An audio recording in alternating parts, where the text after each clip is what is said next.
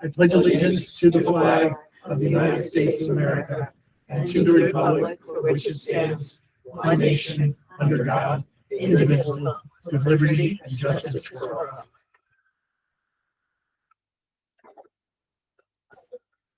Okay, so this meeting of the Charter Revision Commission. And so first item on the agenda is public comments. You can start. Hi, I'm Myra Drucker, 24 Wolf 6 Road. And I wanted to speak just very briefly in support of the notion of extending the terms of the selectmen to 4 years. Over the course of my career, the past 30 years, I've served on over 20 boards and investment committees of public and private companies, of municipal and governmental organizations, et cetera, and as well as a bunch of not-for-profits. And I've learned that as a board member, it takes time to get the lay of the land and understand exactly what has to be done, who the important people in the that the governing bodies have to deal with. And 2 years of a term, the last one of which is probably worrying about re-election, just way too short. And so I would really urge this commission to consider extending the terms to 4-year terms. I think it's built into the electorate plenty of opportunity to voice their opinions and be heard, while it gives the people who we're charging to do this very important job enough time to really get into it and do it well. So that's my real Else? Yes. Couple points. Just start with your name and address. You need my address? Yes, please. 73 Linda Lane. Thank you. Want to speak in favor of making the Sustainability Commission a permanent part of our town. I'm very, very happy with what the Sustainability Commission has done so far. Gabriela Hernandez on the committee ran a walk audit, and I was a part of that, and that was deeply meaningful to me. I am a pedestrian and cyclist safety advocate, and I think that is something that the Sustainability Commission has worked on and will continue to work on. They do many great projects for this town. Very important issues that they work on that matter to everybody in all kinds of different ways. You know, that commission touches on many parts of town life. We need to keep it going. I also want to second what Myra said about 4-year terms. I absolutely agree that 4 years makes sense. You know, the arguments that you gave are really good. I know this is as best as I can, not having done it. I know that it's a job that takes a lot of time to learn. And I think that it's good for the town to have someone who has gained experience, you know, through a 4-year term. And it's not great to be campaigning every 2 years. And that's it. Anyone else? Yes. Good evening. Thank you for the opportunity to speak. I'm Bill McAllister. I'm the recently elected fire chief here in Bethel. And I would ask if you would extend me patience for another month before I come in here and make a formal presentation on the fire department's wishes. Our monthly meeting is tomorrow night, so it wouldn't be appropriate to speak tonight on that. So with that being said, I just wanted to introduce myself and let you know that we will be coming in and exercising our opinions. I'm sorry, volunteer fire department, 36 South Street. Sorry about that. That's your residence? That's a fire department. I know. Yeah, no, we had a very busy day today here, so that's it. So with that being said, I'm off to another meeting, but I just wanted to have Norbert contact me, ask me to come down, say a few words tonight, and I appreciate that opportunity. Okay. Good. Thank you. Thank you. Thank you. Thanks, Chief. Okay, last chance. I would like to make one more comment, and it is that I don't know what the protocol of this is in terms of the history. I understand that the term selectman has a long and illustrious history in New England, but at this stage in the world, I think we ought to change it to select person. I think we should degenderize it, because having been a chair of many boards. I really didn't want to be called a chairman or a chairwoman. It's the office that counts, and so I don't need a gender pronoun on the agenda. I agree with Well, if you're going to agree, you've got to give your name and address. that. Cynthia Slater, Can you spell that for me, please? SLATER, 8 Briar Ridge Drive.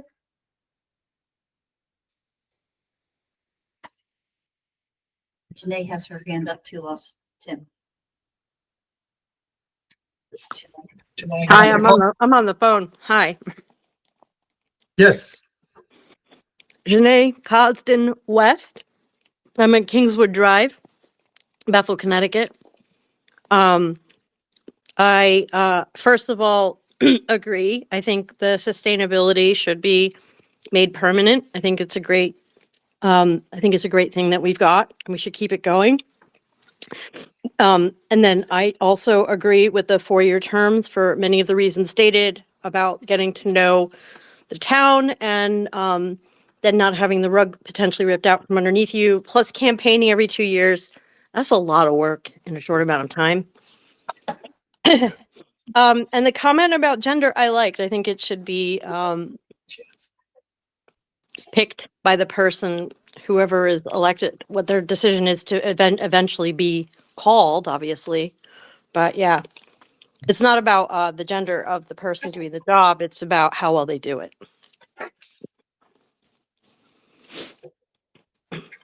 So those were my comments. Thank you for your time. Thank you.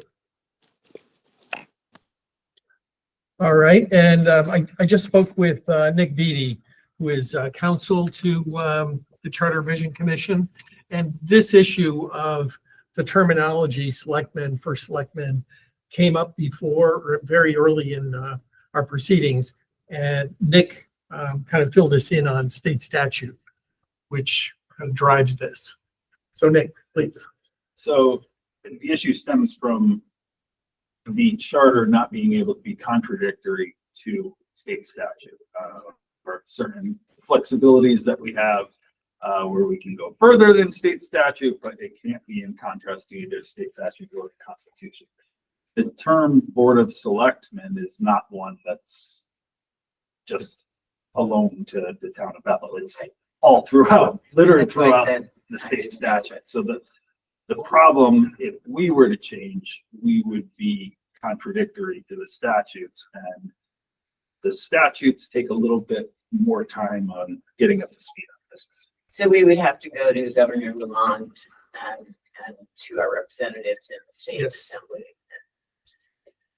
I think we should do it. Okay, thank you. Thank you. All right, so the next item is consideration approval of the regular meeting minutes from January 8th, 2025. Would someone like to make a motion? I'll make a motion. And- Second. And any discussion? All in favor? Aye. Opposed or abstained? Okay, thank you.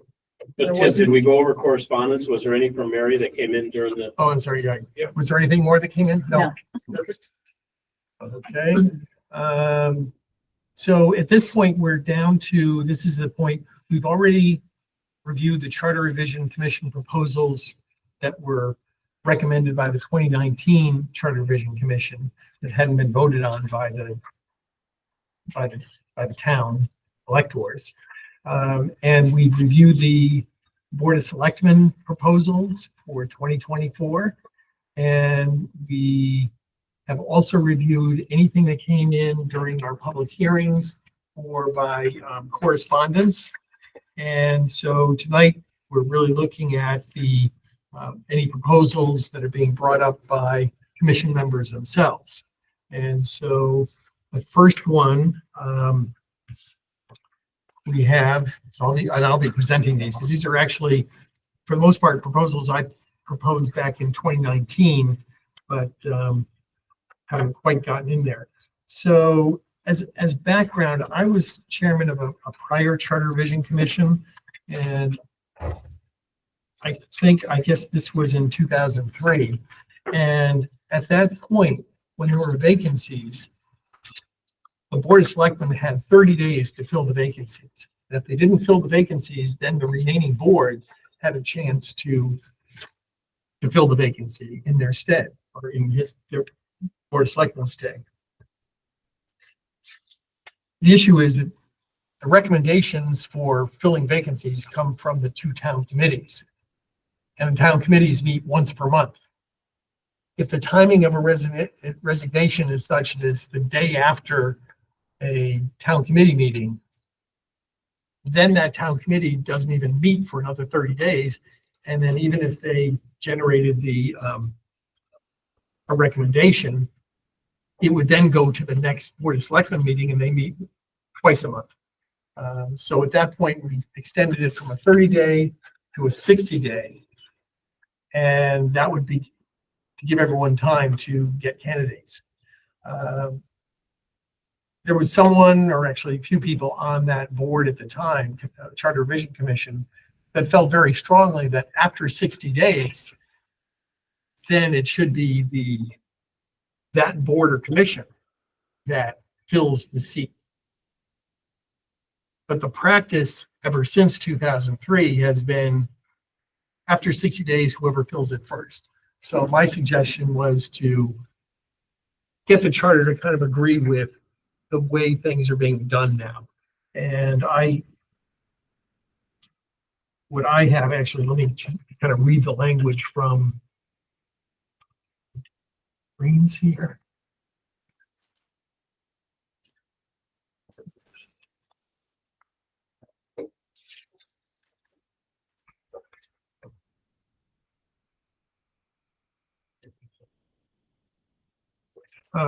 Anyway, so my proposal is that, yes. I think I have it. Oh, you have it? Okay. On the current C3A. C3A, if you could just read the part where it's what it says after 60 days. Last paragraph. The Board of Selectmen shall fill by appointment a vacancy in an elective town office within 60 days from the time that the board receives notice of vacancy from the town clerk, or within 60 days of the effective date of the vacancy, whichever date is later, except as otherwise provided in this charter. Any elected official of the town desiring to resign from his or her office, except the town clerk, shall submit his or her written resignation to the town clerk, and in the case of the town clerk, to the Board of Selectmen. If such elected official is a member of a board or commission, a copy of the written notice of resignation shall be given by the elected official to the chairman of the board or commission, in addition to the town clerk, which the chairman shall also notify the town clerk of resignation forthwith. Upon receipt of notice of resignation, the town clerk shall immediately notify the Board of Selectmen of such resignation by forwarding a true copy of the written notice of resignation to the Board of Selectmen. Any such resignation shall become effective, and the elected official and the elected office shall be vacant upon the date specified therein, or, if no date is specified, upon the date is received by the town clerk.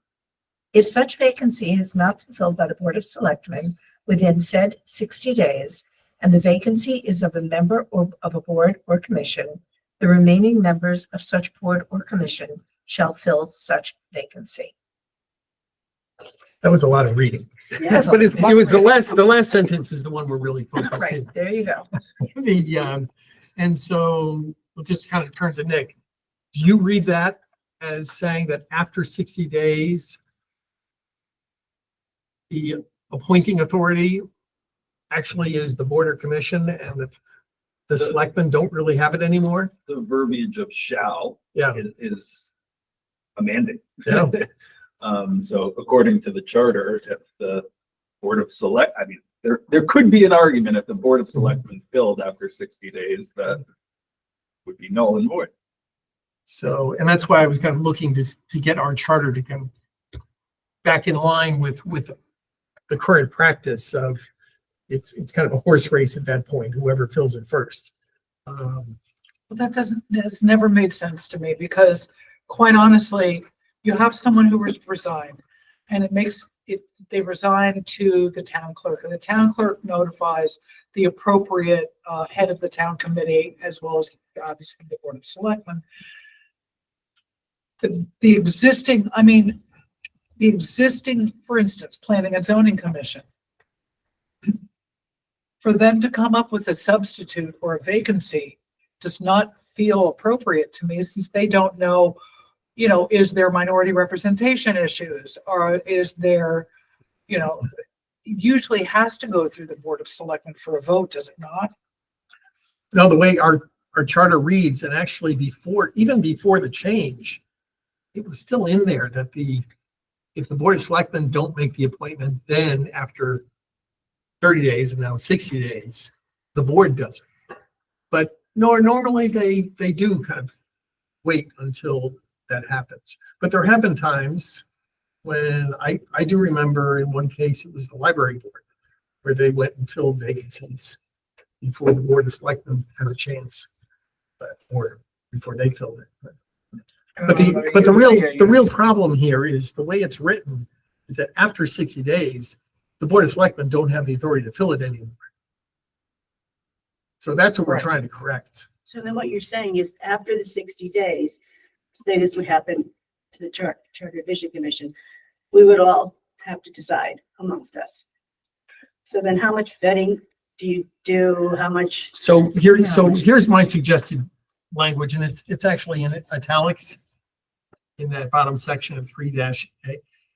So my suggested replacement language is, if after said 60-day period, the vacant seat remains unfilled and the vacancy is of a member of a board or commission, then either the Board of Selectmen or the remaining members of such board or commission shall have the authority to fill such vacancy. I would step So it, Nick, I don't know if that works for you, but would you consider stepping it down? I mean, the board is, first of all, I can't imagine that it would last 60 days out there unless somebody's just ignored it or hasn't passed the paperwork on. or can't find somebody. Right. But there's. Right, Yeah. but Yeah. somehow there ought to be a clearinghouse of going through some official capacity.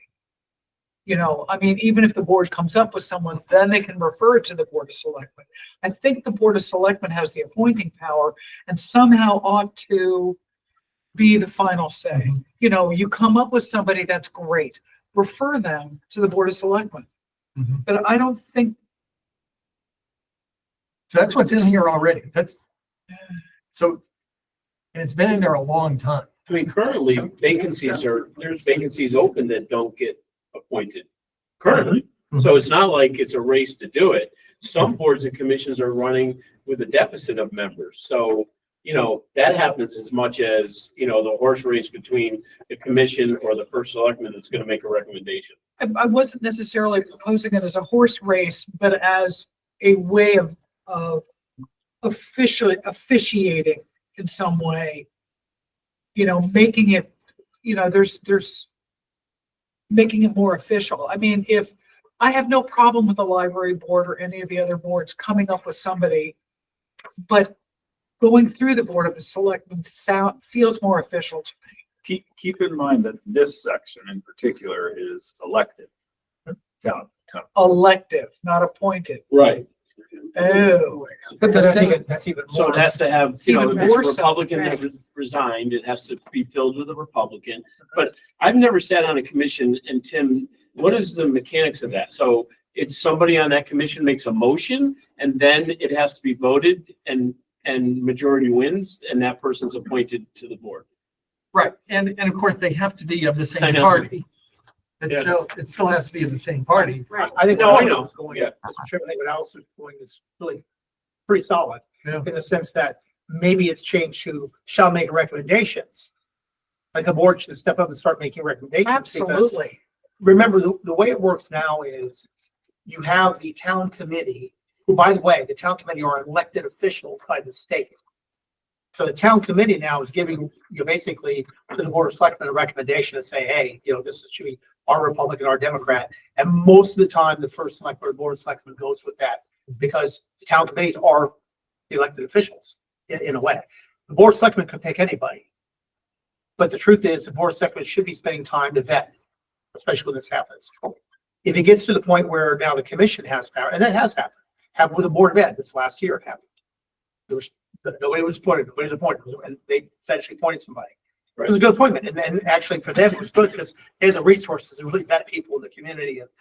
But a But lot of remember, boards it's a don't. town committee recommendation to you. It's not an appointment. This until- doesn't include Right, the right. town committee But here. this, No, I this- know, How do you but- know whatever goes to the town but committee? the town committee's As out a of it. recommendation. Once the board of selectmen goes past 60 days, to Tim's point, Mhm. you could say the town committee's out of it. Currently, And that has Yeah, happened You could before. say that. I mean, but Tim's point is in practice, the boards haven't come up with anybody. So the board of selectmen had to act eventually and find somebody. You know, a good case in point, Sustainable Bethel. That we've had a vacancy on that committee forever and we need to fix it, right? Mhm. We're getting to a point where we will, but this kind of thing happens and we get in this little gray area with the charter. So to Tim's point, we should solve it. Whether we go back a step, I mean, the board of selectmen is the highest thing, you know, to the legislative body we have. I'm really only talking Yeah. approval to make sure that it's in a record, that there's, Yeah. you know, I mean, Well, it's, the record ends up being through the minutes that are submitted to the town clerk. Town clerk still has to swear them in. It doesn't bypass that. But I think, and So I I think it should be a race to the, and both should have the powers. I think it'd be interesting to find out why was, whenever it was, when we had the charter revision change, way back when, and it might have been before the 1980, I don't know, where they added that. Was there a circumstance? Usually things get put in the charter not to anticipate a problem, but to react to a problem that's already happened. correct. And maybe at some point, some board of selectmen decided that they didn't want to fill a seat. And they were just gonna sit on it, Or they had pushback from boards, you know? because some boards are high functioning boards and they need the people there and working. So I could see them getting tired of waiting on the board of selectmen. Maybe, and that Yeah. could equally be a pressure point, which we could look at. So I mean, I don't have any problem with the boards filling it as long as they abide by all the other provisions of the charter. Which they still have to, I believe. Yeah, they still have to do that. But but you're also dealing with, you know, some boards are more high functioning than others, just to be truthful Mhm. about this. And some of them may not be able to get into the weeds. I mean, you look at some of them and then they have all new people one year and they may not be capable of understanding minority. I mean, all of the subtleties that we take for granted because we've been around for a while. I'd like to give them the benefit of the doubt Mhm. that they're honestly trying to do the right thing. But sometimes there may be, I just feel that there ought to be a vote, even if it's, these people were recommended to us. I know it does some, even those elected officials that come through the town committees, it's really just a ratification. So what you're That's saying just is- one opinion. If I'm hearing you, you're saying that in this case, let's say there's a vacancy on planning and zoning. The board of selectmen do not fill it. It goes past 60 days. Planning and zoning decides to fill it. They have to fill it within the charter because those are the rules apply. But then you're saying what they have to do is recommend that to the board of selectmen who have to actually make the final call. So I would agree with that simply for the transparency. And quite frankly, it's part of the selectmen's responsibility to complete a board or a commission. And I think that that's where the responsibility lies. They can make recommendations similar to, so currently now, if there's a board or a commission that needs, that is appointed, you know, the different groups will make recommendations to the first selectman. And then it's the first selectman's, both responsibility, I would say, and, that there's merit. It's that person's job in a positive sense to do that kind of thing. So I wonder if we could change the language to vacancy of a board of, then either the Board of Selectmen shall have the authority to fill such vacancy, or the remaining members of such board or commission shall have the authority to propose a vacancy to the Board of Selectmen. Yeah, to recommend. Right, to recommend, Shall right. have the authority to recommend to the board of selectmen. A candidate. Yeah. Board of Selectmen.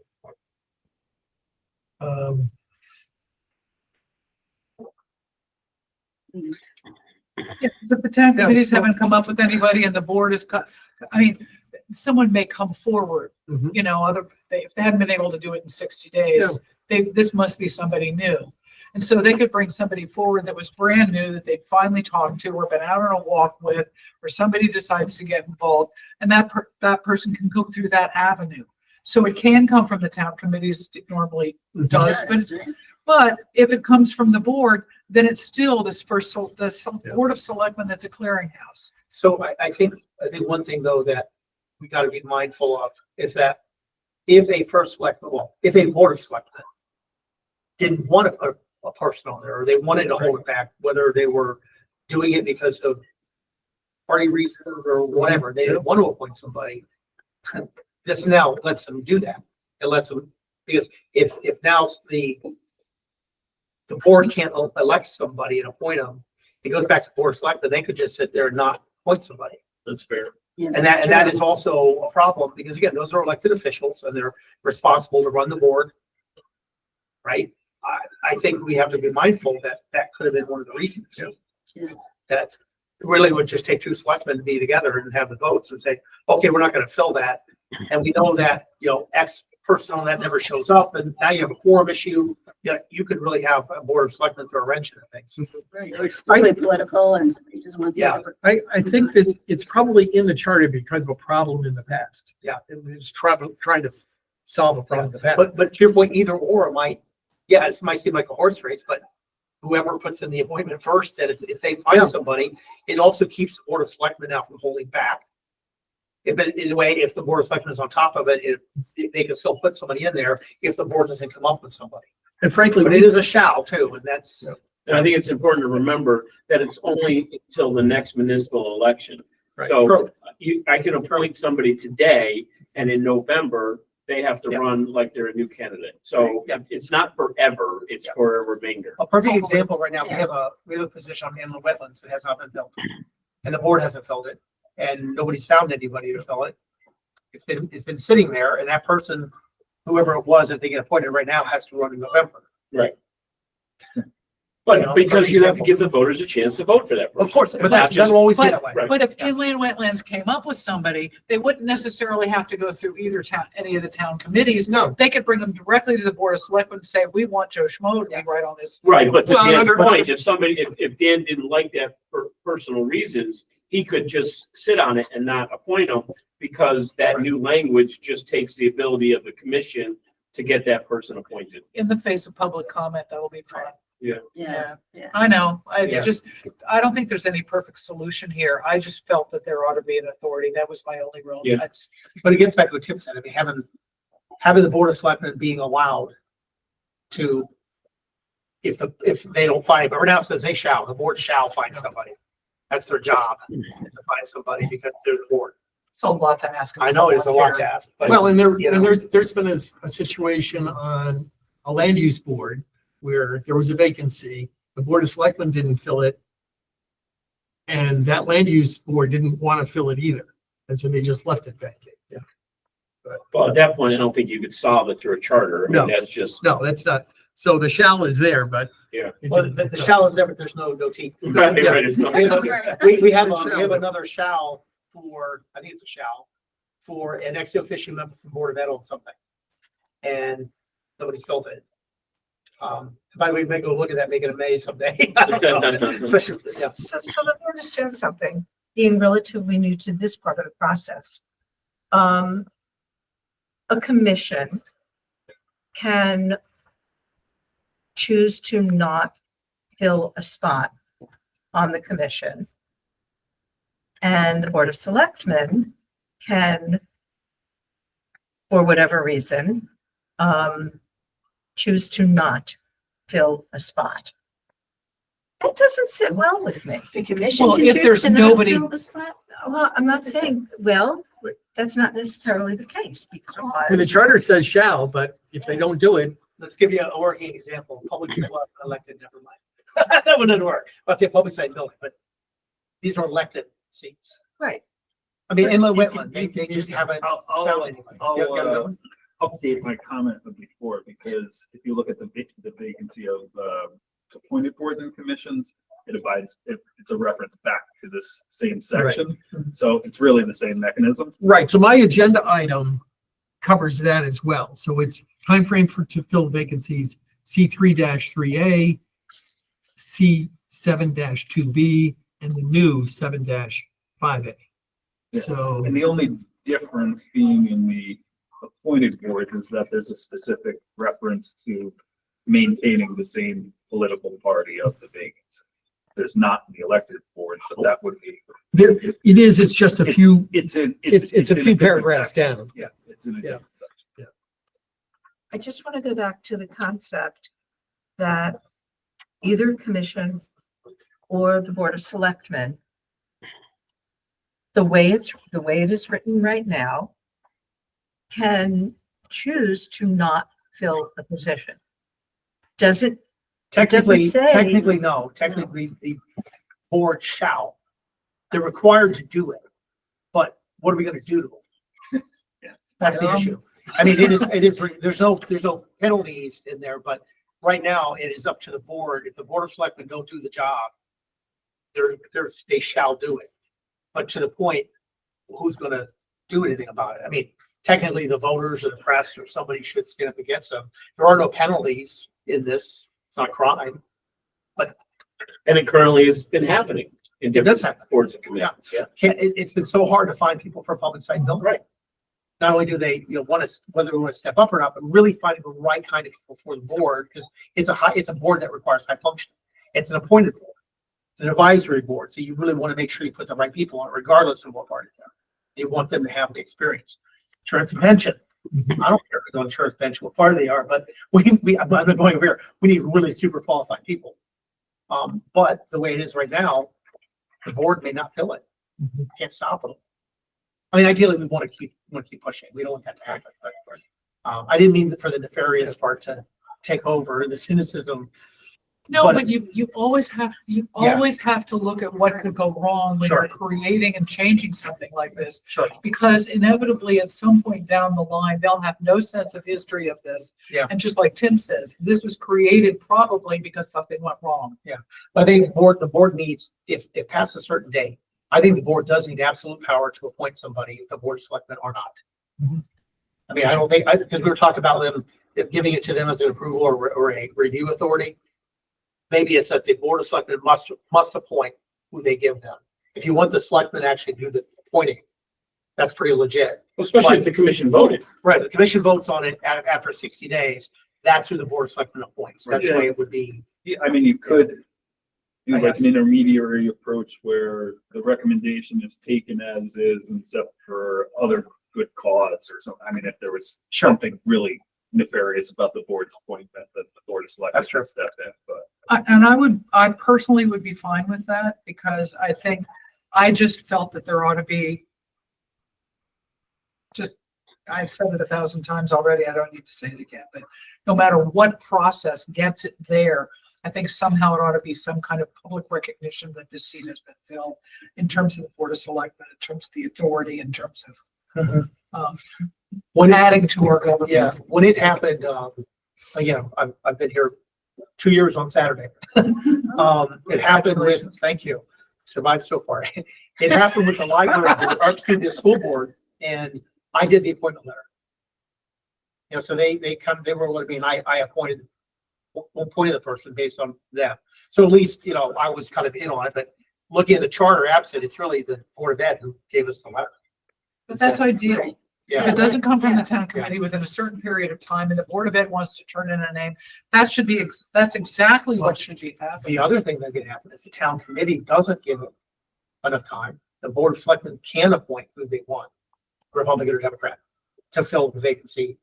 If the town committee doesn't give us somebody, then they. Board of Selectmen has the authority to appoint anyone anyway. True. You're I right. mean, But I think that to the point is, we got to give the town committees time. Right. I think out of history, it should be the town committee making a recommendation, unless there's a really big reason, kind of like John said, that the person, that there's a real ethical reason that the board of selectmen shouldn't appoint, it still isn't appropriate. But, I mean, I gets back to this. Figure out what we do. So maybe one thing we could do is still stay with this ability for the commissions or boards to fill after 60 days. However, have them forward the, I guess, minutes of that meeting Yeah, to the first selectman's office along with the town clerk. And then you can issue the appointment order. yeah, we could do that, or, I mean, would it make sense to, would it make sense to, basically, to your point, where you were going at the beginning, is the board shall do it, the board shall fill a position. If it's not filled, the board of selectmen still may fill a position or act on it or something. Up until the board fills it. Yeah. So, Yeah, so we definitely need to make an adjustment, even if we. Yeah. We just need to say that after 60 days, either Yeah. board can fill the seat. but then, but out to Alice's point, maybe put the process in there that for somebody who is vacancies filled by the board, that it does go to the board of selectmen for, you know, review or ratification, but it really should be the board who has picked it. The Okay. board of selectmen It should sounds like a job for Nick. work on that. You got good guidance from this conversation. Yeah. The classic language is consent shall not unreasonably be Pretty withheld. well. Hello, hello. Hey, Hi, it's Joan. Joan. Hey, I feel as if I've been eavesdropping. We saw you show You're up. on video. Okay, okay. So I was wondering, Joan, whether you remember anything in the past where this got added to the charter that allowed a board or commission to fill a vacancy if the board of selectmen hadn't done it. I don't remember a specific instance. No, no. I do recall difficulties, in filling positions.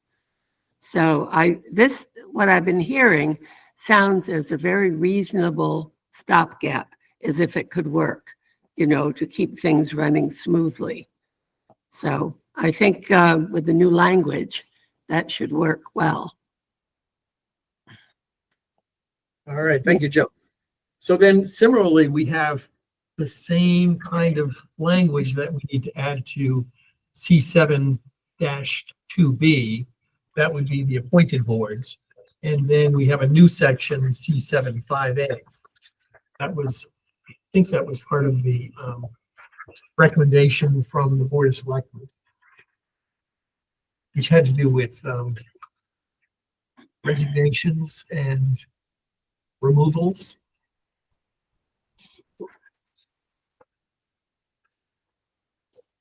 So that's pretty much a good consensus, and then we'd send it off with the attorney. Tim, is that what the Yeah, flavor is? I think so. But just looking at those three sections. Yes, 3 seconds, right.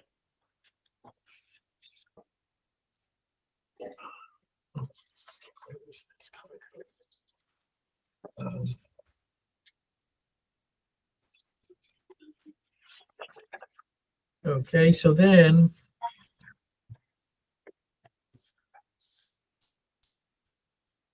So in C7-1C, we have language regarding elected officials who move out of town. And I'm wondering whether we can use that language to kind of do an automatic resignation for people that moved out of town. Again, let me see, C2, We talked about this along the way. 25A.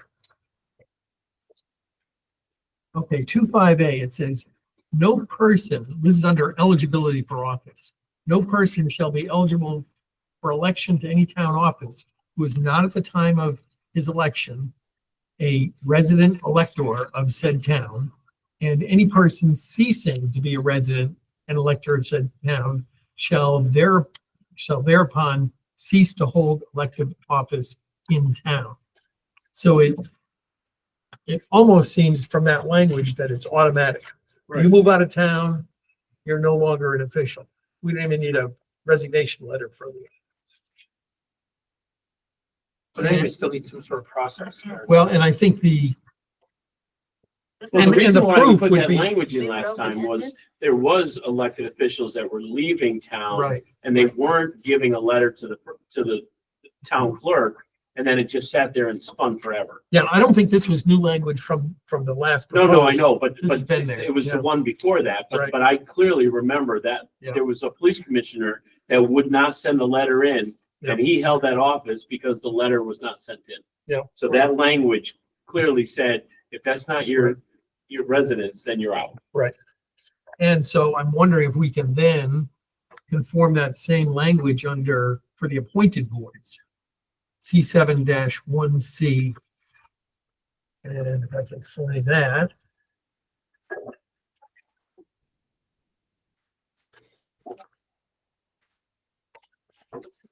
And so in 7-1C, it says all members of appointed boards and commissions shall be qualified electors of the town and shall vacate their position upon ceasing to be electors. So this is almost calling for a resignation letter, whereas under elected, you move out of town, So you're, you're saying use the same verbiage, yeah. yeah, that's what, But your if you think but that'll do yours it. is the one in italics underneath it. Um, All members of appointed boards and commissions shall be resident electors of the Yeah. town. And any person ceasing to be a resident and elector of said town shall thereupon cease to hold Yeah. appointed office in the town. That's the quote from the eligibility for office section, right? So Tim, you're just saying, if we pull that into the appointed office, then we're not having to chase people down. I mean, it's nice to get the resignation letter, but we're not hung up with people who moved out of town and they're holding 4-year seats. Is that something we're gonna have to create a policy to decide what proves they've moved out of town? Because that could get really dicey. with Well, if you elected register to officials. vote in Southbury. Right. You know, Yeah, but you That's could if they go, register to. but you could go live in Southbury and you, or wherever, and you could have a home there. Yeah. And you're using who knows what address here. I'm just saying, that can And get really own tricky for property the here. elected office. That, like, it's just a very high bar that we have to set yeah, to be able to remove somebody that way. And I'm asking, I mean, you're right, they cease to be an elector. But then we might have to really talk about what that means. Does it happen often that people don't comply with that letter? I think it's kind of rare, but it I happens. think Robin letter resign. but we have to chase people a lot of Yeah, we times do. to get those resignation letters, once they moved out of town. Well, keep in mind with the appointed positions, we did make those changes that if somebody, can be removed as an appointed person if they miss 3 meetings, if they've abandoned the office, Mhm. like we did make those changes, but we didn't do anything for the elected.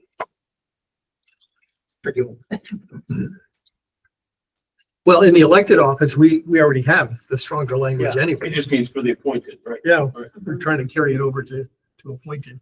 The, I see some jackets coming on. This commission does not get any more entertaining as the night goes on. So that's a good job. I'm not even playing right now, so you guys made a good choice. Tim,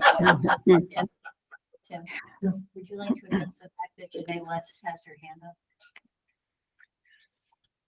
this is not during public comment. This isn't comment. So yes, so you may be putting your hand up, but public comment period is over at this point, but you can bring up your comments at the next meeting. Tim, Yes, a point about qualified electors.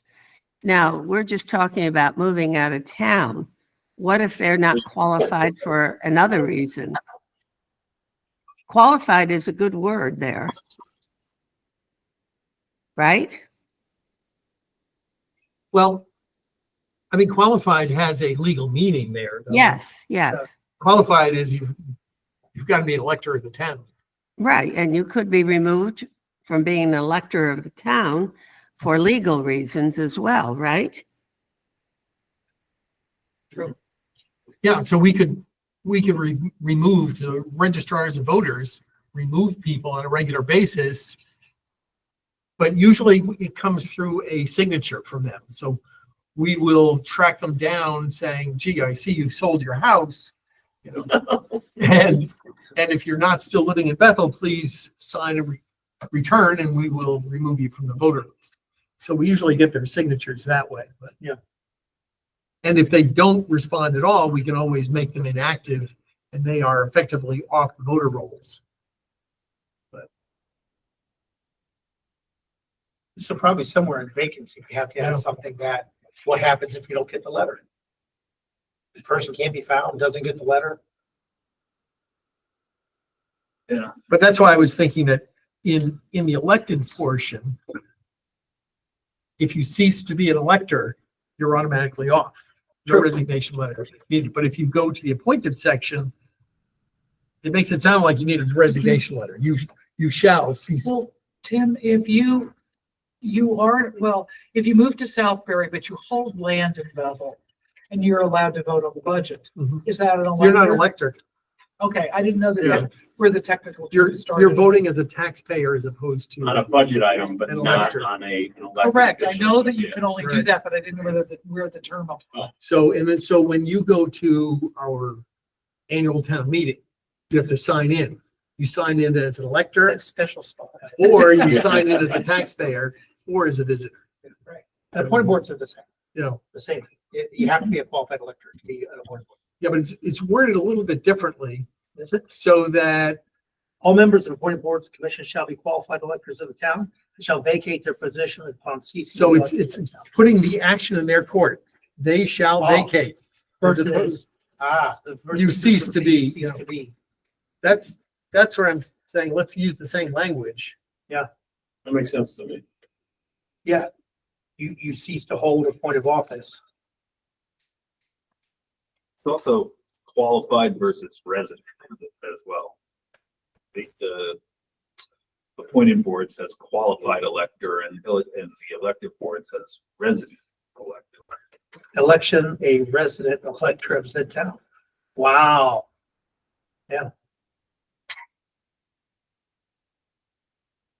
But what would you think the difference is? I don't know, qualified, I think brings more interpretation into it. Mhm. As to qualifications, you're a resident elector just because of your residence and that's like an automatic status. Mhm. I would have to look into whether qualified Qualified versus differentiates resident. from resident elector. Another assignment. Well, it seems the way we should, that part probably should match. And if you move out of town, you're no longer there, but. the Well, hard part ceasing is to the be a representation resident, part. Yeah. just a resident. I mean, that's how you're qualified? No, a resident elector. Yeah, I don't know. I've Okay. seen. Because a resident elector also means you've got to be a US citizen. Okay. So resident, US citizen, over 18, and You gotta registered to be, vote. you gotta be a resident over 18 to vote anyway, right? Yeah, right. Yeah. Yeah, basically, those are the qualifications for voting. So that's how you get to be. I gotta. Then you can put that on your resume. Times, probably. So when you're looking at that, Nick, then you can also look at the new 7-5A. That same language carried over there. Okay.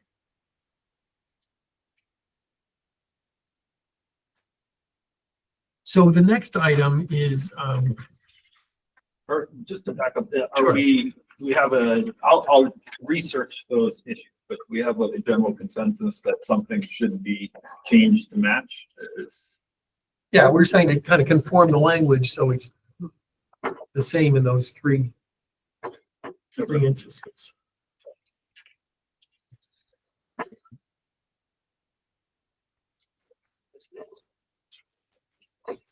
All right, so then C6-4C.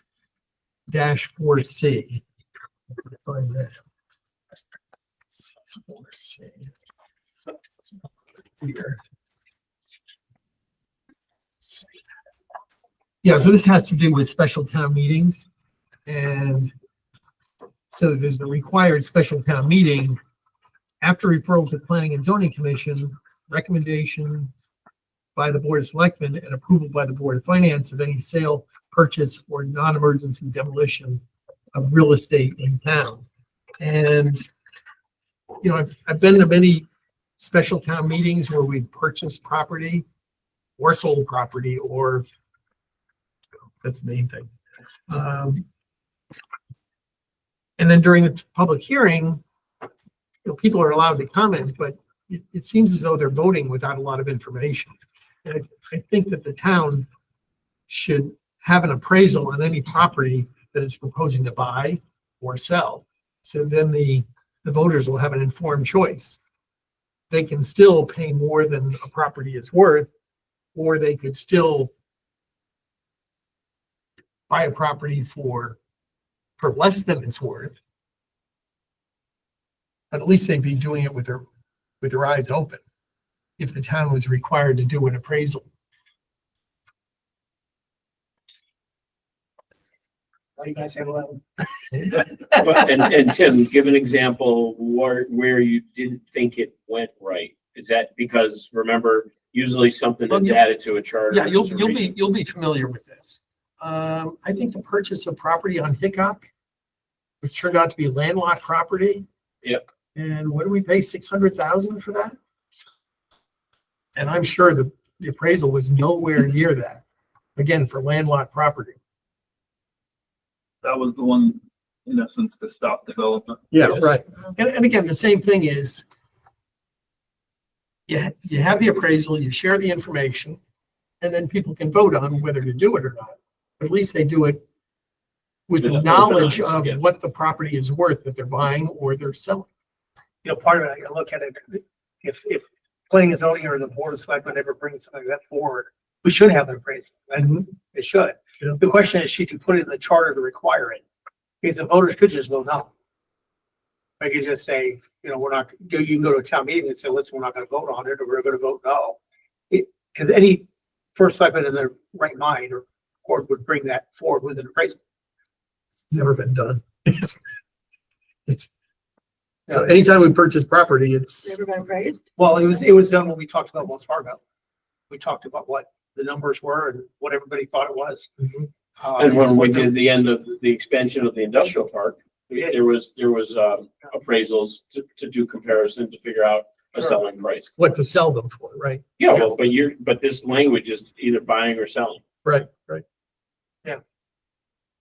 And you're absolutely right. Hickok was a block because we just didn't think it was good as far as a town planning, you know. What if the town ever decided to sell a property to a developer for $1? Property could be worth 300 grand, we don't know, $1 million. We decide as a town, we want to sell it for $1 because we're going to give it to a developer to do something, right? It's part of the deal. Do we require going through and having, paying for an appraisal? I guess we could do it, but I mean, I guess there's a lot of, the charter should be they should be titled the things that are super, super important, but also somewhat reasonable, allow elected officials to. I'm not holding against Yeah. it. I totally agree with you. Because we're legislating down. Right. It's common denominator almost. So, yeah, and it's nothing, I just like to get the commission thinking about it anyway. And decide whether that's something that should be in there, but I just was always kind of flabbergasted anytime I went to a special town meeting where we were purchasing property and there was no appraisal. And we're voting on an amount of money to buy a property for it, and we don't know what it's worth. Yeah, did we put something in there somewhere else? Similar vein? What's the downside to going and having a property appraised? One downside is you might have to spend $2,000. So the cost. Or Yeah. we Yeah. decide that we need to buy a piece of property for a lot of different reasons, and it says it's worth $5,000, but the town thinks it's worth a lot more in undeveloped, right, to buy it, you know? Yeah, and to your point, if we do an appraisal now, it's public and we did what our appraisal is. Right. Because well, unless you can do that, you know, in executive session. Executive session, right? Because But it's, it does get kind of tricky yeah, when you're trying to make it, because Because we've talked about Right. that before with other Right. deals. And we did want an appraisal number out there because it affect our, Yeah. our standing. Your bid. Right. It's executive session. Yeah, but if we're requiring to get. But when you go to town, to a Yeah. town It's meeting, public, not, yeah. I think at that It point, becomes town at knowledge. that point, you probably already have a contingent offer to purchase. Or agreement Right, that's to what got it purchase. to that meeting. Yeah. So you've already kind of agreed on Yeah. that, but. So anyway, just think about it. Think about it. I think that the common practice now, if we're purchasing something that we have a value in our head, right? I mean, that's smart business today. Yeah. 15, it might have been 10 years ago, Hickok, that was a whole different, I don't think if we voted not to buy it, the town would have lynched us. I mean, that was a real sensitive development that we did the right thing, you know, for the town. Not just for a couple houses, for the town. Is that open space now? Or is that? Yes. It's open space. But it's landlocked open space. Yeah, but it's We have a lot of- undevelopable space. We have a lot of that going around. Right, right. And sometimes you'll pay 3 times for Yeah. something like that. It's a real sensitive area. I kind of had a feeling that if the town decided not to buy it and called the developer's bluff, probably couldn't build out there. Or Well, no, it's there so was expensive. engineered, I mean, if we want to It go would've there for a been real second, there was expensive. engineered plans to Yeah. put foundations in.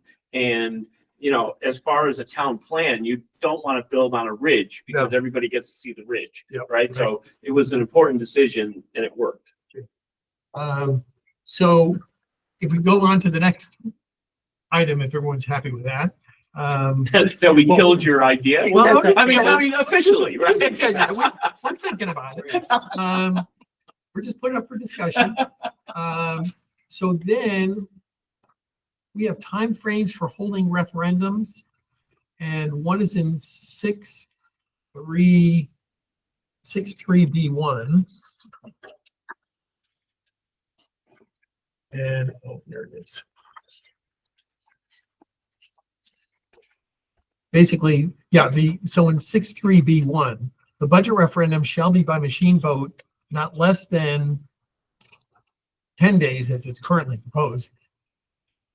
10 days, not more than 15 days, excluding Saturdays, Sundays, and legal holidays from the date of approval by the budget meeting. 6.3B1. We changed that, right? To, And, well, yeah, so it was 7, we and it got changed to 10. Okay. And one of the problems we ran into from the registrar's side of things, It was printing. we got to the day before an election. Yeah. And we didn't have ballots. They hadn't arrived yet. We were setting up polling places Right. where we deliver the ballots to polling places, and we didn't have them yet. And they ended up coming in at about 3 o'clock in the afternoon. And we really For the sweated that next one out. one, Yeah. right. There just wasn't enough time. So then if you look at the petition to overrule, that's 6.5E. The Board of Selectmen shall fix the time frame to place such referendum in place of such referendum, which shall be held not less than 10 days, no more than 15 days after the certification of said petition. What it dropped out of there was the exclusion of Saturdays, Sundays, and holidays. Oh. So I was looking to have this section 6.5E match the Match. time frame for the budget referendum. Yeah. I think you might get a consensus on that. Good. I mean, I haven't heard anything. Frankly, we haven't had a petition to overrule in quite a while. Right. But we still have that problem. And So we're going to be getting new tabulators and they're going to still be working with paper ballots, so. we still Oh, have that problem. really? Yeah. Okay. So you're looking to match 6.5E with the, Oh, no, yes. So Yep. edit 6.5E to match, basically have the exclusion of Saturday, Sunday, and holidays. to add that into the verb, yeah.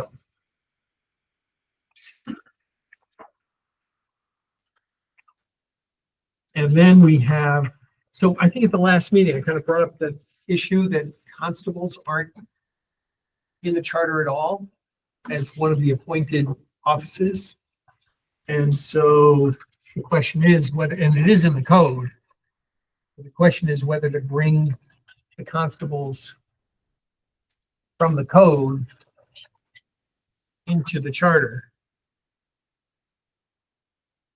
And the code basically says the constable shall be appointed by the Board of Selectmen of the town of Bethel for terms of 2 years, said terms to commence and terminate on the same date as for elected officials and boards of commissions from the town of Bethel, as set forth in 3-2 of the Bethel Charter. Well, I certainly wouldn't advocate making them quote unquote officers in town in the officer list. Yeah, right. Because they're completely optional. I believe, But, in state well, statute. they would be under the board, the section for boards and commissions I'm not that are sure where to appointed. put them, to be Okay. honest. I think they're still, are they optional? I mean, but they're working independently. They're not a board or a Right, commission yeah, that's taking a majority They, vote. they basically equal rights and serve process. Right? What- Basically, That's it. And what I find interesting is it says their terms run with the municipal elected offices. Yeah. So it's an appointed office Yeah. that runs with the, I mean, they probably, that's a whole of probably, I don't- years ago, we had sheriffs or something. I mean, it seems really strange that you'd have an election and the day that the new Board of Selectmen is sworn in. Yeah. Is the beginning of a term for appointed constables It's probably a who whole, haven't been appointed yet. right? I don't, So it's probably a holdover from. I'm a little bit confused because C7-16 is sustainable Bethel oh no, that's, and the I changes. must have the wrong copy too. oh, in the changes, yes, no, I just added the last one, so. That's fine. So it'd be That's fine. 17 or whatever. If we do it, but, so let's think about constables, but because we used to do the recommendations for appointments along with all the other appointed boards. But now, if they're running at the same time as the elected officials, They don't run. no, they don't run, but, Right. but their I know, their they're- term they're- runs. Their Yeah. appointment. So Yeah. if that's the case, then really their term should run, and I think you, But when does their term, I don't have constables in front of me. When does their term actually start? Does it start in January? Does it start in December when the elected officials start? it says here, again, I got this from the code. I don't remember. Said terms to commence and terminate on the same dates as for elected officials and boards and commission members. Which means it's It's a December. Yeah. Yeah. But, Wow. but they really, to me, it seems as though they couldn't really start until February. There's a lot of these little weird oddities. That's a good one. And sometimes there isn't a fix, you know? Well, the fix for that would change the term. Have the term start when appointed board start. Right? You could just leave it as elected. There's no reason to change it. Well, Just have to they're clarify. appointed, they're not elected. If they're a holdover from the elected world, and we don't, like, let's say they were sheriffs or whatever they were Yeah. back in the day, and now they're not elected, they're completely optional in their state statute. Do we just put them under the appointed? But Term. that's where I was thinking about putting them in the appointed, and I hadn't even thought about this thing where it says they're running in the same time. They're not running, their terms run the same as the elected officials, but really need to run the same as appointed. Because if you think about it, you'd have a board of selectmen elected. They're sworn in, whatever it is, December 5th or December. Yeah. Early December. But then they need to meet and make appointments of the constables. But that appointment started 2 weeks before.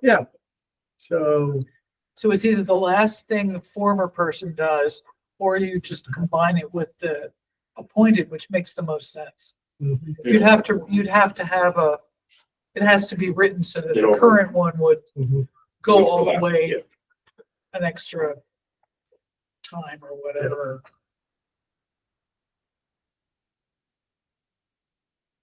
That's So, fine. That's just clean up. so we can just kind of noodle on it for a while, and I'm sure Nick will come up with something. Yeah, but I don't think there was a consensus anywhere. So Well, is there a reason not to have them appointed when everything else is appointed? No, but right now, that's within the code. There's nothing in the charter on the constable, and the question would be, do you want anything to add to it, right? in the charter on the constable? No, leave it in the code. Yeah, so maybe if we put it in the charter, it kind of creates more problems. Tim, you got a couple of bad ideas tonight. I'm just throwing it. I'm just Joan, are you with me on this one? thinking of problems. He usually doesn't disappoint, Joan. All right, and then in my handout, I also noticed that the housing authority isn't in with the appointments. And so so on the second page of that write-up I had well, I'll just read it. The Board of Selectmen shall appoint in accordance with the provisions of this charter and section 9 of the Connecticut General Statutes, a housing authority consisting of 5 commissioners, each of whom shall serve a 5-year term. The term shall overlap so that each year the term of one seat shall expire. In accordance with CGS 8-41, one seat shall be held by an elector who is a tenant of the housing authority. The tenant commission shall be filled in accordance with CGS 8-41 by a vote of tenants of the housing authority or otherwise by appointment of the board of selectmen. Okay, so explain that to me. Right now, the housing authority has 5 members. Each year, 1 member comes up for appointment. The appointment's made by the board of selectmen. This isn't in the charter at all. It's all appointed, right? Well, it's not on the charter because the housing authority is its own entity under state statute. It really has its own, it's not the town. They have their own attorney, they have their own So you do funding. the appointments. Yeah, so what ends up happening is, when a town decides to create a housing commission, the chief elected official does all the appointing and it sets it out in that statute, 841. It sets it all out and about who can be members, who can't. Basically the number that we decide on, all that is under state statute. And then from then on, the chief elected official is still the appointing authority as terms expire. And if there's a resident, if they need to do a lieutenant commissioner, that's still the appointing authority. But it's a total separate entity away from the town. So it's not a town entity at all. For instance, if during the flooding, there was an issue on their property, they got sued. We did. Sure. They're their own entity, but the chief elected official still gets to do the appointing. In fact, I don't think it's even board of selectmen. I think it's the chief elected official. I know it is actually. 100%. It's the chief elected official gets to do the appointing. Yeah, so since they are not, their property is not town-owned property. Their entity is a separate federal ID number. They're everything separate. They have separate statute. And we work together with them on some of the funding. Like when we have a affordable housing fund, well, that's actually more, it's affordable housing, the affordable housing fund, but P&Z usually votes to send that money to the housing authority. So we do things together. So they kind of have pseudo control of that. But really, they're just entirely a different entity. We have nothing to do. They have their own board, everything. Nick, am I on top of that? You're correct. You're correct. Yeah, so we really can't put charters. That's what I'm saying. It's not really. So no go on that. Yeah. All right, so that covers all that. And then Pat was saying he had some other things that he wanted to bring up, but I never heard from him, so he was ill tonight. He called earlier and I would pass it on so you have a chance. because at the last meeting I suggested, I said, if anyone wants to have something brought up, let's get it on the agenda and let's talk about it, but at least it's on the agenda and it's transparent what we're covering. I do have I have a major one to bring up. You got a lot. No, it's not that. I thought we talked about that already. I don't think we did. I don't remember it, but we need to. Okay, so before we do that, should we vote to add something to the agenda? Well, I think you're already talking about things that. Well, but the agenda was set with for the public to know what new ideas we're gonna be. Oh, you just had your ideas. Well, they were on the, those were the only ones I received. Yeah, good point. Then the appropriate way would be add it. Because these are a couple things. If you prefer, I could send a letter for the next. And the other, yeah, so, why don't we just do that? Would someone like to make a motion that we add an item to the agenda? So moved. And do we need to say what that item is? The renaming of the Park and Recreation Commission. So I don't think we did that last time. No. Okay. Is there a second? So, I'm sorry, so there's not a million motions. Is that the only thing you want That's to one bring thing. forward? Yeah, for Okay, tonight. so, okay. We can do everything else later. So let's vote and We need to vote. Okay. We have a second? Yes. Okay, all in favor? Aye. Aye. Go for it. Mr. Chairman, I recommend that Fine. we change the name of Park and Recreation to Parks and Recreation. Because in the charter, it's completely different than how we actually use it. So it's just pluralizing. The pluralized parks. I know it's more of a technical change maybe, but it's a real change because that's what everybody else uses is Parks and Recreation. And in our charter, I believe it's Park and Recreation. I think most people say Parks and Recreation. Most people say Parks and all right, Recreation. can I get a consensus on his recommendation? I think you guys like that one. Yeah, I thought you were coming in big. You know? Listen, they said he called the golf for Parks. and You didn't take the Recreation. air out of the room. Burn. We don't have to think about this one now. It's just with what everybody's been using. And the chargers have it named different. It was something we found recently, maybe being OCD. Yeah. So I wanted to bring it up. We're cool with that. I think we're fine. We send that to the attorney. Can you Attorney, draft take that? some notes there. I'm gonna need some interpretation. Yeah. It doesn't sound like the TV show anymore. Hopefully it'll get through spell check. Yeah.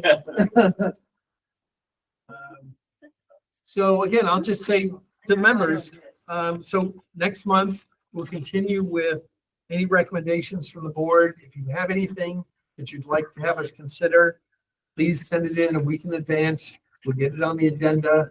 And that way, the agenda is posted and the public knows what we're going to be talking about. And I think that's important because if somebody has a big idea, I think we need to give the public a chance to comment on it in the beginning, at any point. You know. And should we also, the chief gave us a heads up that he was going to come back and have a presentation to do. Should, And I might be wrong, but I think he was talking about the Board of Finance presenting his budget. oh, That's what, yeah, that's we'll be in what the I room. really thought. I thought he knew he was here, but I think he was confused on that next month. Yeah, he's gonna present, or in the next couple of weeks, he's gonna present. So he did mention that Pat Talbert had spoken to him. Well, that's what got me confused. Yeah, and there's a lot of concern among the fire departments about changing the Board of Fire Commission. It's kind of, we had that initial conversation because the Board of Fire Commission, when it was created, it's kind of crazy because it's just all firemen. They gave them this thing, it was like, oh, you have to have same number from Stony Hill, same number of Bethel. And it's a terrible commission because it's not truly a taxpayer, a watchdog thing to give good advice to the Board of Selectmen as it should be. Planning commissions are advisory commissions. They don't have any real power like that, but we need good people to give advice. So I came in hot in the beginning, as you know, saying, listen, no firemen. But I think as we spoke about it, we said, listen, we don't want to tie the hands of future first selectmen, but we also want to put an ex officio member on there. So I'm assuming this is going to be part of it. There's been this big fight about the Board of Fire. Should be just Fire Commission, by the way. There's been a lot of fighting over that. And I got a feeling him being the new chief, maybe that's what. You probably just got it in the neck. Yeah. Well, you Yeah, know, I apologize. I had a different read on what I thought he was intending to do. and that may be true also, but Yeah. I like the direction that we started to take it in terms of it being advisory only. And that they really could use the support looking at things like, look at Stony Hill's growth. How is a volunteer fire department going to handle that without just the volunteer citizenry helping them through that process? I think they just need more people to help them. And that's kind of where my thinking, my personal thinking is going with a lot of it. And it really is advisory only. And that ought to take some of the teeth out of helping some of their concerns. Because, it doesn't have any kind of legislative or opportunity to act on anything other than as a supportive advisory Right. group. Do you want to? I mean, the original intent was that it was to help guide the individual departments on what their growing needs are in the future. But it didn't really, it became a popularity contest and a lot of, yeah. Yeah. I mean, it was also done at a time when there was some big capital expenses they were looking at. And it's difficult, I think, for the board of selectmen just to jump into that when they really wanted somebody else to hash it out. Right. And ideally, from my vision, for what it should be, is a really, a good group of taxpayers on that board who get brought into the fold as part of the fire departments, as commissioners, and they're there not only to kind of be watchdogs taxpayer wise, but really to understand the needs of the fire department, even at a greater depth than we do as a board of selectmen. So they can come really as advocates and say, yes, they need this bunker here, or they need to go through the budget. But then you still have ex officio members and you have the chiefs in those meetings to say, hey, here's our needs. And those people should be invited to some of the meetings and they should be kind of part of what's going on. That's the way I think Right. you do it, make it function. And your testimony changed midstream. Yeah. Because you originally came in hard and said, listen, we can't have any firemen because this is not working. But then you finally changed and said, well, wait a minute. We could have a guy that's a fireman of 30 years, retired, taxpayer, common sense. He's the guy you want, but you were trying to pull it apart so there wasn't 3-on-3 of affiliation with two different departments. Right, because I was just jumping in I was kind of doing the same thing my predecessor did. I was jumping right into it. I'm like, oh, this is awful. But then I kind of stepped back from it. I'm like, wait, we also don't want to tie the hands of future first elections. Right. But Well, no charters brought. Also, We want- I think the fire department needs to not feel that we're trying to control them in any way. We're really trying to give them help. Right. I mean, Well- they really do need the extra lift. So we'll give them their opportunity in public comment, Of course. make it public comment.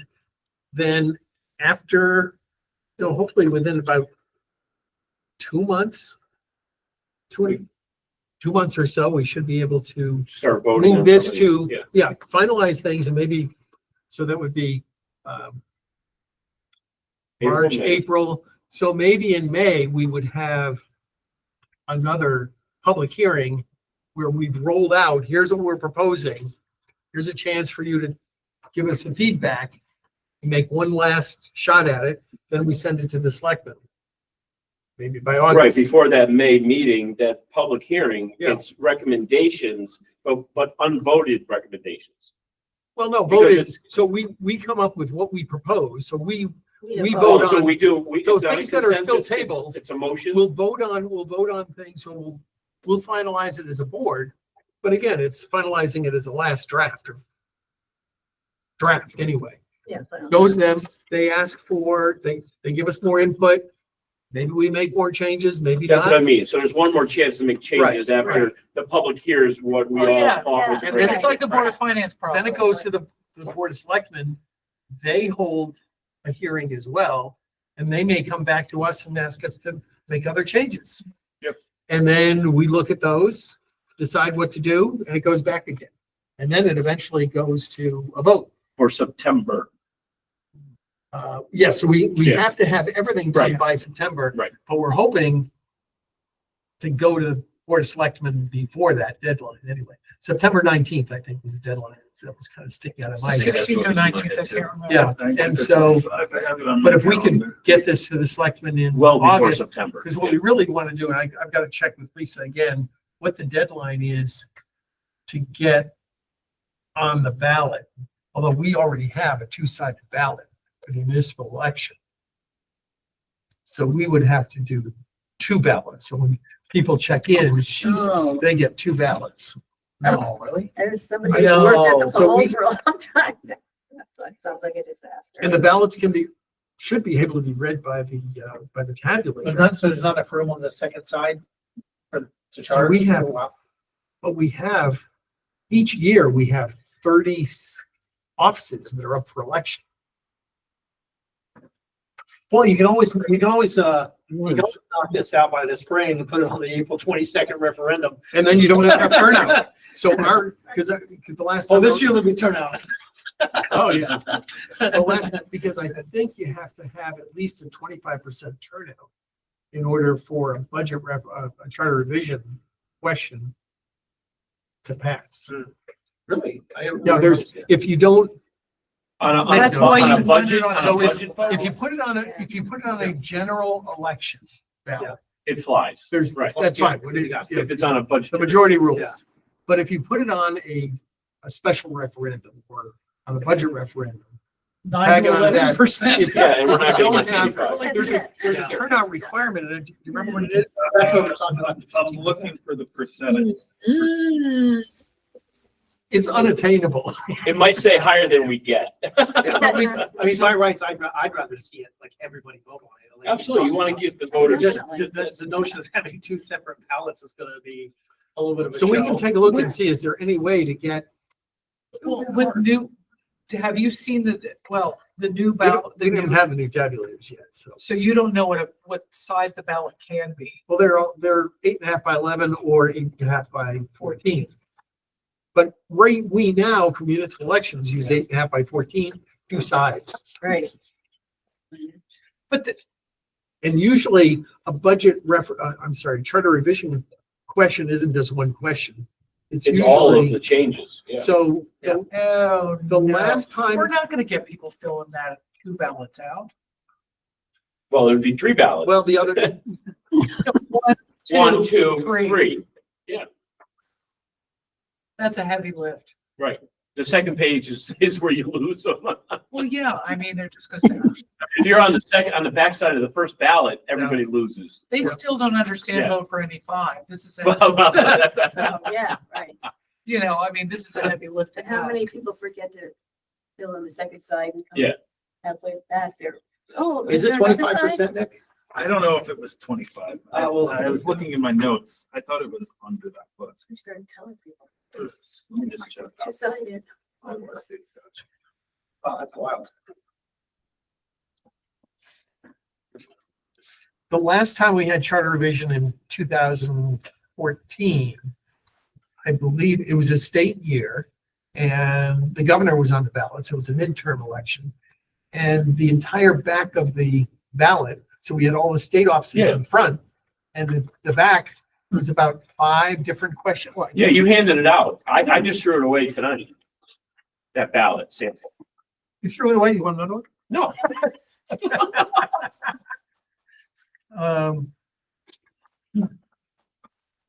Yeah, but this is what it looked like before. It was a legal size.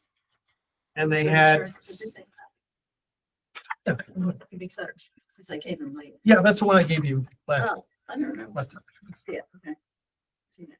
So the Maybe state sold it was on on the eBay. other side of that, Alice, on the blank 1, side. 2, He only 3, copied the 4, one. 5, 6. So this is, yeah, so this is what, there were 6 questions. And that was the backside of the state ballot.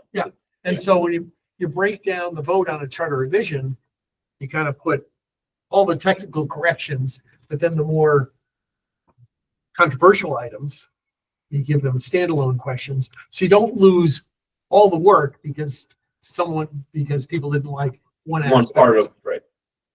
So. Oh, there's Another one? gotta be another way. Another one? They're free. They're free. There's I got to think be, John wants to know. there's got to be another way. It looks like it's 15%. 15? Yeah, it looks like they have to petition for the referendum though, right?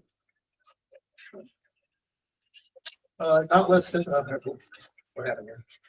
Why can't we vote in October? Not less than 90 days nor than 18 months after appointment. Such appointment of such consolidation commission. Oh, maybe this is. Why don't we I'm on the wrong vote in spot. October? Sorry. Because I think a special election would be even less, and it still has to hit the criteria of whatever number they're debating, 25, When- 20. Yeah, this is under consolidation, so I'm in the wrong spot. I gotta find revision. So the last 4 years of budget referendums, we've had 11% turnout, between 11 Right, and I 12. know, I know. It's been low. Before COVID, we were up. Well, in 2018, we had the first budget vote was 23.4%. the second vote was the town only side because the school side passed. And so the second time it was 18%. Yeah, but this is a municipal year. People are gonna be out campaigning. They can tell people to vote. I mean, Yeah. there's nothing contentious in this that I don't think that either side would have an issue with. I mean, I'm speaking way out of turn here, but No, we want as many But you know what voters to I'm vote saying. for it, absolutely. we want people to come out and vote Yeah. for it. All right. So, Sorry to no, interrupt, but if you Jonathan. think. No, I have the section. that I You got want. the All answer. right. Which one is it? Section? So it's 7191, F. Proposed charter amendments shall be prepared for the ballot by the appointing authority and may be submitted in the form of one or several questions. And if approved by a majority of the electors of the municipality voting thereon at a regular election, or if approved by a majority which number equals at least 15% of the electors of the municipality as determined by the last completed active registry list of such municipality at a special election. So it's 15% at a special 15. election, majority at a regular election. Ooh, So 15% is a reach from where we've been, but not as. I don't know. Yeah. You wouldn't want to hold it and then say, oh, sorry, didn't count. We only had Right, 14%. do it all over again. Well, yeah, but you're gonna have people abandoning that second Yeah, page. right. And so you may end up with the same No, problem. no, that doesn't, in a general election, it doesn't matter. Majority rules, doesn't matter. The 15% level only applies to Oh. referendum. Or a special. Or a election, special it should go election. by itself. That I understood, but Yeah. then if 4 people vote on this and 3 are in favor, it Got it. passes. In a general election. Oh, well then, we don't have a choice. Yeah. So, and if we look at the last time, we had, I add these two across. It looks like 6,000 people voted on it. Not quite. Second page, that's brutal. That's just brutal. Or a second ballot, yeah. So you get 2 ballots. It's gonna be tricky to cut. I mean, considering we have the 2019 and there's a lot of changes as is Yeah. that we've already kind of had a consensus. It's gonna be tricky to come up with questions to appropriate categorize all the. You're gonna have to chunk some little ones together. Yeah. So it's gonna be long. And that's why it needs to be in a two-sided. general election, because you've got to get a vote either way. Yeah, Well, we but also it'll gotta be a get- separate ballot that's 2-sided. Right. Well, you know what? A lot of people like to vote twice, so Wait. that would be, it's. Wait. We're gonna call it 2 ballots Tuesday.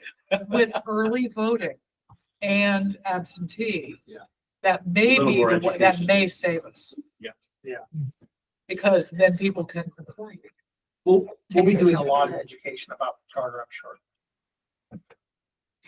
We can't we can't talk for or against it.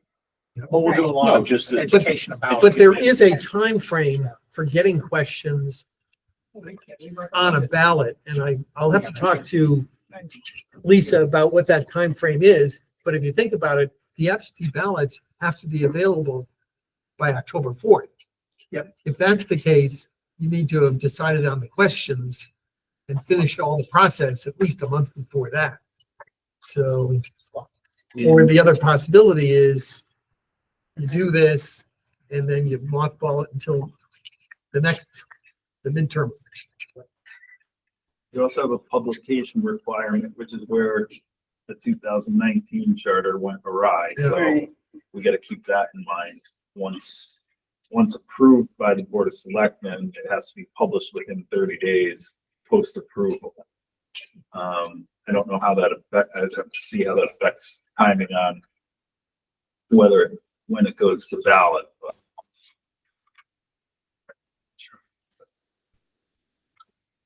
Okay. Tim, can you bring a schedule the next time about what we really have to do to back into this? Because You're right. we Okay. may have to really, Yeah, I'll work with Dick and we'll come up with that. And I've got to If it's talk to going Lisa too about the time frame for getting questions. Because the questions have to be approved by the Secretary of State before they can be printed. geez. This is February and I feel like we're lost already, but. Okay. I mean, with our original schedule, we didn't have to get our first draft to the Board of Selectmen until September. And then if it went back and forth, it basically gets wrapped up after the election, and then it goes on the midterm election ballot, but there's, there's a possibility we can get it on in this November's election and on a ballot. The question is, I guess we're gonna have to fit it on a separate ballot. People get two. But